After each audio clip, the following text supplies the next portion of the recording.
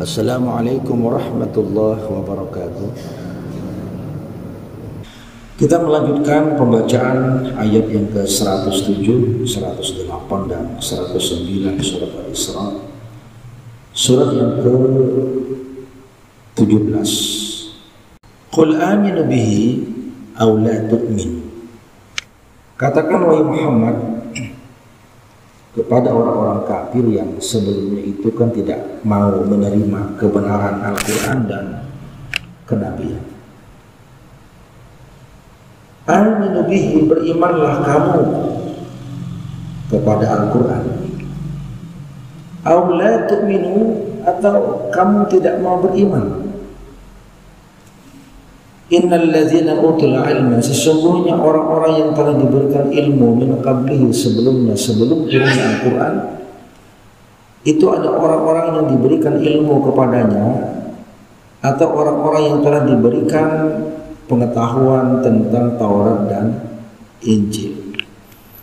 Idza yutla alaihim, bila dibacakan kepada mereka Al-Quran itu, yakhruna lil adqani sujada, mereka tersungkur bersujud. Wa yaquluna subhana rabbana, mereka berkata maha suci Tuhan kami. In kana wa'du rabbuna la maf'ula, sungguh janji Allah itu akan terlaksana. Kaum muslimin rahimakumullah, ayat ini merupakan sambungan ayat sebelumnya yang menyatakan tentang penolakan orang-orang kafir dengan begitu banyak bukti-bukti yang nyata yang dibawakan kepada mereka, kemudian mereka meminta kembali. Lalu Allah mengatakan, kalaupun kami berikan kepada mereka tanda-tanda yang jauh lebih besar, bahkan sebagaimana tanda-tanda kebenaran kenabian yang pernah kami berikan kepada Nabi Musa alaihissalam, pun mereka tidak mau beriman. Maka Allah mengatakan, qul aminu bihi aw la tu'minu, katakan kepada mereka, silakan kau beriman kepada Quran, aw la tu'minu, atau kau tidak mau beriman. Ayat ini bukan tawaran alternatif, bukan memberikan pilihan, hendak berimankah kamu atau tidak. Ini dalam gaya bahasa Quran disebut dengan kalimat tahdid, ancaman. Baik kamu beriman atau tidak beriman kepada Quran, tidak berpengaruh kepada Allah. Dan kalau ini merupakan kalimat tahdid, maka artinya diancam. Sebagaimana ada banyak ayat-ayat yang lain, misalkan ada ayat, "Faman syaa'a falyu'min wa man syaa'a falyakfur." Siapa hendak beriman silakan beriman. Siapa hendak kafir silakan kafir. Ini gaya bahasa Quran, bukan tawaran pilih atau khiyari atau ikhtiyari, tapi ini ancaman. Jangan sekali-kali engkau tidak mau beriman, tapi hendaklah engkau beriman kepadanya, kepada Al-Quran. Hendaklah engkau beriman kepada Allah, jangan kau kafir kepada Allah. Ini kalimat tahdid, bukan ancaman, bukan pilihan. Qul aminu bihi, katakan kepada orang-orang kafir dalam mereka beriman kepada Quran, jangan tidak beriman kepada Quran. Kenapa? Lihat contoh masa lalu. Innal ladzina utul ilma min qablihi, sesungguhnya orang-orang yang telah diberikan ilmu kepada mereka, orang-orang yang diberikan ilmu kepada mereka di sini adalah kalangan Yahudi, kalangan Nasrani, orang yang punya pengetahuan tentang Taurat dan Injil. Apa yang Allah katakan? Iza yutla alaihim, bila Quran itu dibacakan kepada mereka, Yakhruna lil azqan, mereka tersungkur, sujada, bahkan bersujud. Ini menggambarkan bahwa pada kitab-kitab sebelum Al-Quran itu turun, informasi tentang kebenaran Nabi Muhammad itu sudah ada disebutkan dalam Taurat dan Injil. Di Quran saja sebagai sumber utama umat Islam itu diinformasikan kalau Injil Nabi Isa, Injil yang turun ke Nabi Isa, itu diceritakan bahwa di situ dikatakan bahwa Nabi Isa berkata kepada Bani Israel, setelah aku nanti ada seorang nabi yang bakal datang kemudian hari, namanya Ahmad. Ini surah Shaf 61. Wa idza qala Isa bin Maryam ya Bani Israel inni Rasulullah ilaikum musaddiqan lima baina yadayya min at-Taurat wa mubashshiran min ba'di ismuhu Ahmad. Ini informasi kalau dalam kitab Injil yang turun ke Nabi Isa itu sudah diceritakan bahwa di kemudian hari setelah Nabi Isa akan ada nabi yang menggantikan posisinya sebagai nabi, namanya Ahmad. Nama Ahmad ini pun ternyata ditemukan pula dalam beberapa ayat dalam Taurat. Tentu Taurat yang turun ke Nabi Musa. Meskipun kemudian masih tersisa informasi itu dalam beberapa Taurat yang ada belakangan, yang kemudian disalin dalam satu kitab namanya Kitab Tanakh, berbahasa Ibrani dan diterjemahkan menjadi bahasa Latin. Di situ pun ternyata informasi tentang nama itu disebutkan. Misalkan dalam kitab Kejadian, itu kan kitab Taurat, Perjanjian Lama itu adalah salinan dari kitab Taurat Nabi Musa, meskipun tidak semuanya seperti yang turun pada masa Nabi Musa, tapi masih ada sisa-sisa informasi ayat-ayat yang terkait dengan informasi bahwa akan ada nabi setelah Nabi Isa, yaitu Nabi Muhammad atau Ahmad dalam Al-Quran disebutkan. Yang kedua,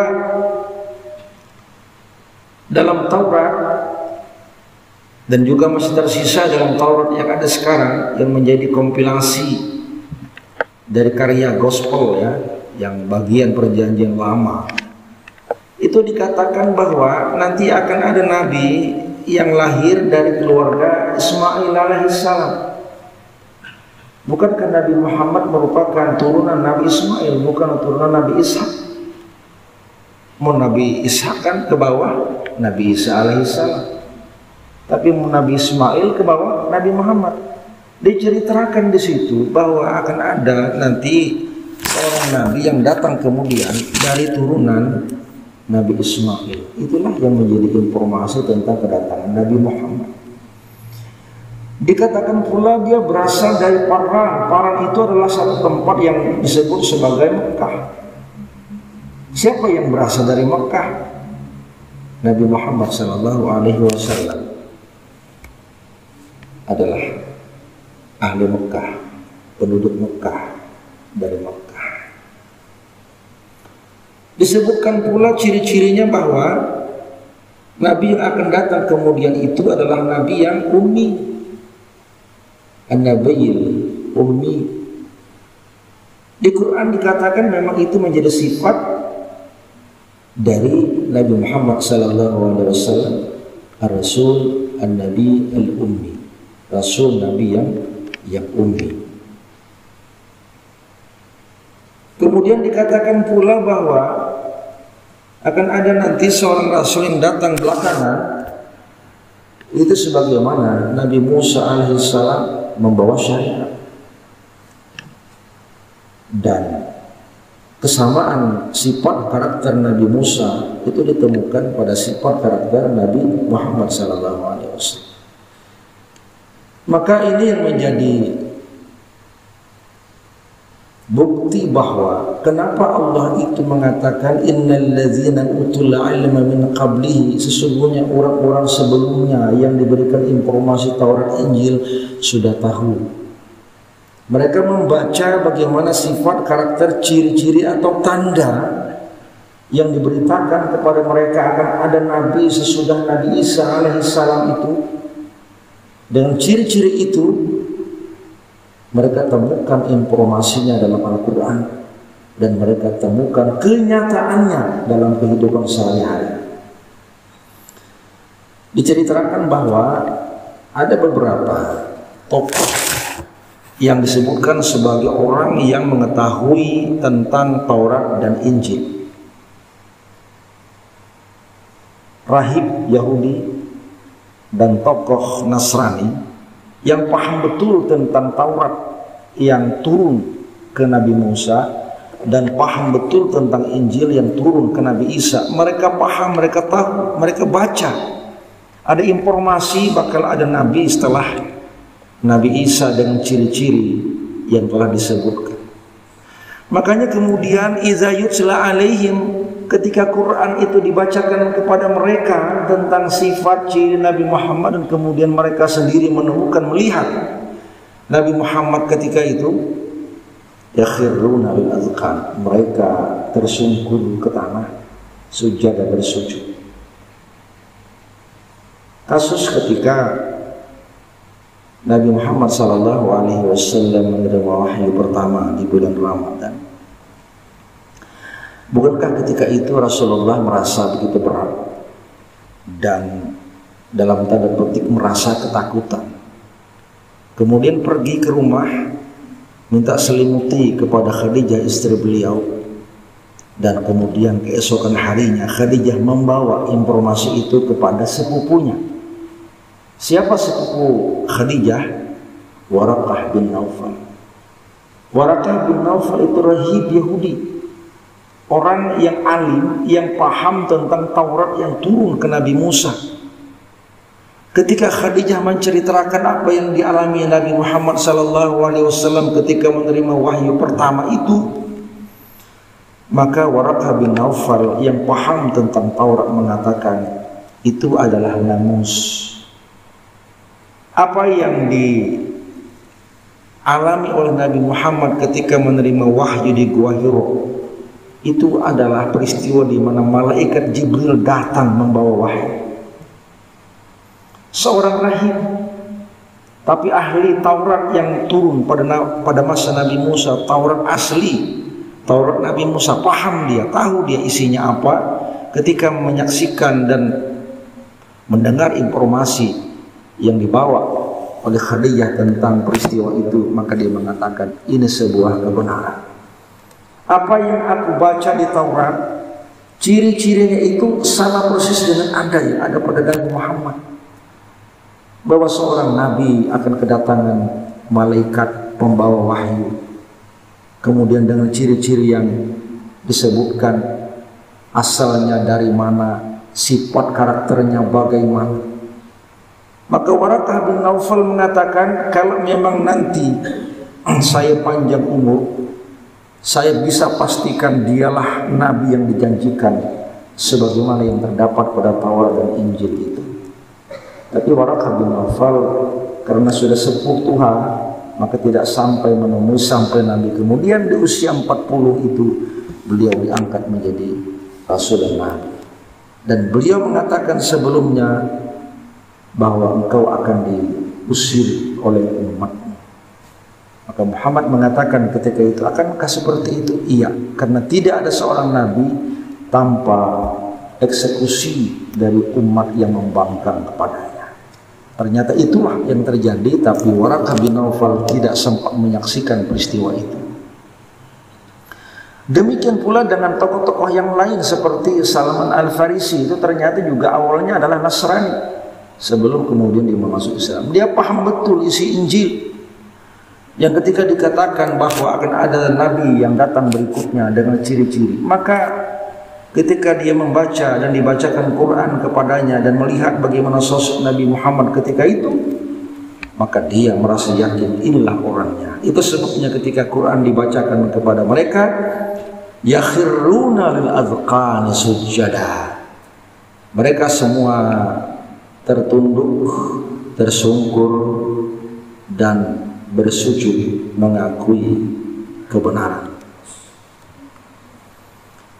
Bagaimana mereka paham tentang Taurat, bagaimana mereka paham tentang Injil, bagaimana mereka mengerti tentang sifat karakter yang dimiliki oleh Nabi Muhammad. Di Quran dikatakan, alladzina atainahumul kitab ya'rifunahu kama ya'rifuna abna'ahum.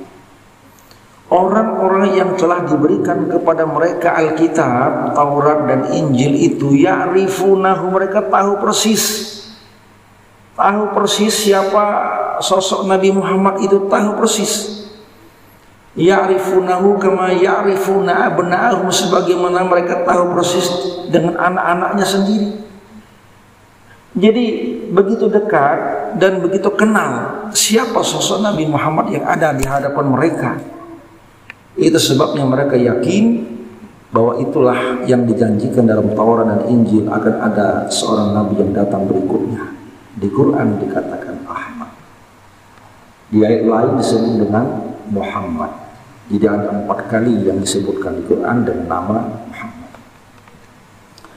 Jamaah rahimakumullah, ahlul kitab Taurat, Injil, cuma jarang kemudian disebut dengan Zabur. Padahal wahyu Quran juga ada Zabur yang turun ke Nabi Daud. Ini menjadi pertanyaan. Ternyata kitab Zabur itu yang turun ke Nabi Daud, satu, berisi doa, berisi pujian, dan tidak banyak mengandung status hukum. Karena itu Quran menjadi penyempurna semua itu. Yang kedua, memang tidak pernah kita banyak baca literatur tentang umat Nabi Daud yang pengikut kitab Zabur.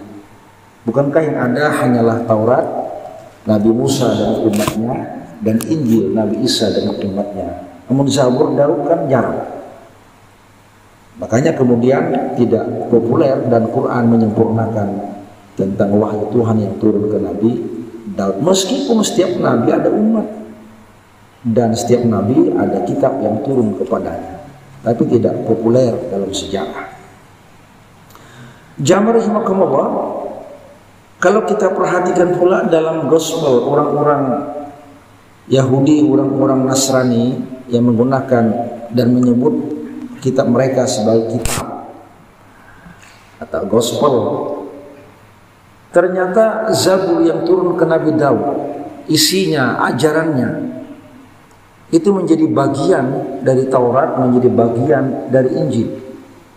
Zabur itu dalam bahasa mereka disebut dengan kitab Mazmur, Tehillim. Jadi sudah masuk ke dalam bagian dari perjanjian baru yang turun ke Nabi Musa, dan itu terdapat dalam beberapa kitab mereka yang diantaranya kitab Kejadian, kemudian Habakuk dan lain-lain sebagainya, masuk ke dalam situ. Karena fokus mereka adalah Taurat Nabi Musa dan Injil Nabi Isa. Itu pula mungkin sebabnya, mudah-mudahan ini keliru ya, kenapa kemudian orang-orang selain Muslim, Taurat Nabi Musa yang diikuti oleh orang-orang Yahudi, dan kemudian Injil Nabi Isa yang belakangan kemudian sebagai pengikut Nabi Isa, itu mereka senantiasa melakukan puji-pujian dengan doa-doa, bahkan nyanyian. Karena mereka menganggap Mazmur itu bagian dari kitab mereka yang isinya adalah berisi tentang puji-pujian, doa dan nyanyian. Jamaah rahimakumullah, lalu yang terakhir, kenapa disebutkan orang-orang Yahudi, orang-orang Nasrani yang paham Taurat dan Injil Nabi Isa, kalau dibacakan kepada mereka Quran itu, mereka menangis dan tersungkur dengan mengatakan Subhana Rabbana in kana wa'du Rabbina lamaf'ula, Maha suci Tuhan kami. Mereka menangis karena mereka yakin betul akan kebenaran Al-Quran yang dibawa oleh Nabi Muhammad. Yakin betul Nabi Muhammad yang datang itu adalah Nabi yang memang diceritakan dalam kitab-kitab mereka. Dan tangisan itu adalah tangisan kebenaran, tangisan sujud di hadapan Allah Subhanahu wa ta'ala. Maka apa hukumnya orang membaca Quran menangis? Apalagi pada saat sholat. Kalau tangisan itu tangisan kesedihan karena takut kepada Allah, itu yang Nabi sebutkan, tangisan itu tangisan yang tidak bisa membuat orang masuk ke dalam neraka. Ada dua mata yang terselamatkan. Yang pertama adalah mata yang menangis karena takut kepada Allah. Orang berzikir, ingat kepada Allah, takut kepada Allah sampai meneteskan air mata. Dan itulah yang Allah sebutkan ketika menyebut orang-orang Yahudi Nasrani tempo dahulu yang paham dengan Taurat dan Injil. Tafiduna minal jam', mereka mencucurkan air mata saat mendengar Al-Quran. Asal kemudian tetesan air mata itu, tetesan yang keluar akibat rasa takut kita kepada Allah, berarti ada tetesan mata yang refleks keluar. Ada juga nangis itu diolah-olah menangis, nah, itu lain itu. Karena di sini kuncinya adalah khasyah, takut kepada Allah. Rasa takut itu yang membuat orang kemudian meneteskan air mata. Dan tetesan itu tidak bisa diolah-olah, dia akan menetes sendirinya. Sebagaimana orang gembira, kelebihan gembira kadang-kadang meneteskan air mata, apalagi sedih. Sedih datangkan orang bisa meneteskan air mata. Ini tetesan yang refleks keluar akibat rasa takut kepada Allah. Tetesan air mata karena ketakutan itu, kata Rasulullah, tidak akan disentuh oleh api neraka. Makanya para ulama ahli sufi itu banyak menangis karena takut kepada Allah.